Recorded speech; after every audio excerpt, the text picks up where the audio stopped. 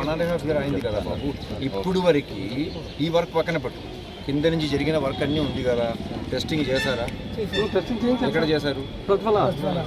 Lab పెట్టలేదని అడిగాను. అదే ల్యాబ్ పెట్టలేదు కాబట్టి వాళ్ళు హైర్ చేసుకోవాలి సార్.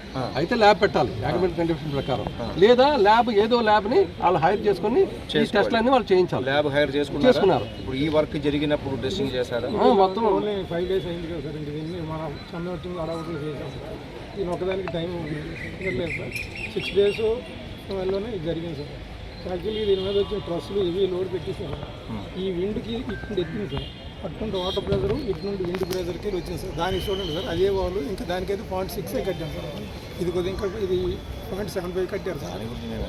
కాదు సార్, అంటే మామూలు జరిగింది చెప్తాను సార్.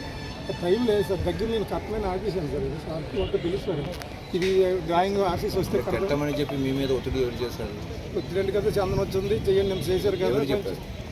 డిపార్ట్మెంట్ ఇంకా వీళ్ళు అసలు తెలియదు ఉంటుంది సార్. ఇప్పుడు ఇద్దరు కూడా మామూలుగా వర్క్ చందనోత్సవం కొంచెం చేయండి అని కొన్ని అడ్డంకులన్నీ చేయండి అని రిక్వెస్ట్ చేశారు సార్. నేను కూడా వచ్చి దేవుడి కార్యక్రమం కదని దీన్ని డ్రాయింగ్ లేకపోయినా అధిగమించి చేస్తే అప్పుడు బ్రిక్ వర్క్ చేసేటప్పుడు ఏ ఇంజనీర్ వచ్చి చూసారు? అంటే స్టార్టింగ్ రోజు ఈయన లేరు కానీ సార్, మిగతా రెగ్యులర్గా ఈయన ఉంటారు సార్. 5-6 రోజులు చేశారంటున్నారు కదా. మొత్తం ఎన్ని రోజులు చేశారు? మిగతా ఒక 4 daysలో. 4 daysలో ఏ ఇంజనీర్ ఉన్నారు ఇక్కడ సైట్లో?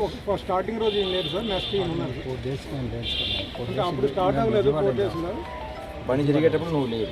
అంటే విజయవాడ క్యాంపు చెప్పండి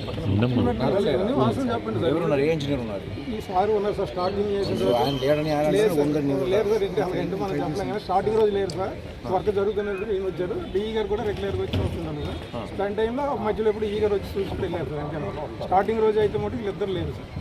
ఆ వాళ్ళకి ఎడుతూ ఉన్నారు, నీ వాళ్ళకి ఎడుతూ స్టార్టింగ్ రోజు ఇద్దరు లేరు సార్.